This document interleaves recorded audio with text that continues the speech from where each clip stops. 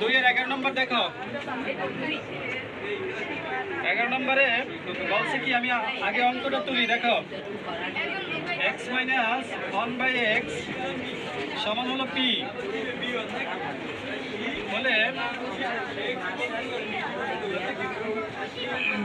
x cube minus 1/x কিউবের মান নির্ণয় করো। এর মান নির্ণয় করো। দেখো এই অঙ্কটা আমরা করব।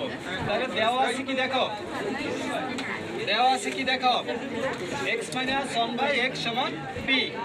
তাহলে এখন আর আমার প্রদত্ত রাশি আছে কি x কিউব মাইনাস 1/x কিউবের মান নির্ণয় করতে বলছে। তাহলে আমরা কি লিখব ফার্স্ট? দেখো প্রদত্ত রাশি,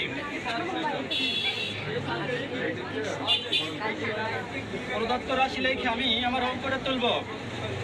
x কিউব 1/x কিউব এর মান নির্ণয় করতে হবে। বুঝতে পারছো বিষয়টা? অঙ্কটা দেখছো তোমরা? খাতা আছে সবার সাথে? জি স্যার। বইয়ে রাখি সামনে।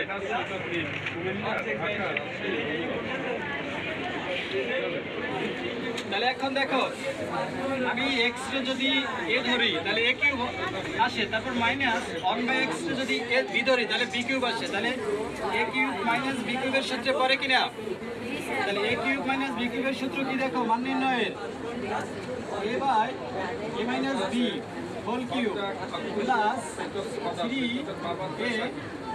Into a minus b। সূত্রটা বুঝছো নি? সূত্রটা বুঝছো? তাহলে এখন দেখো x মাইনাস 1/x এর মান কত? p। তাহলে p এর উপর a কিউবটা পড়বে, কেমন? p কিউব প্লাস এখানে x x কাটাকাটি যায়, তাহলে ওটার মান কত? 3p। 3p না, এই 3a, আর এটার মান কত? p।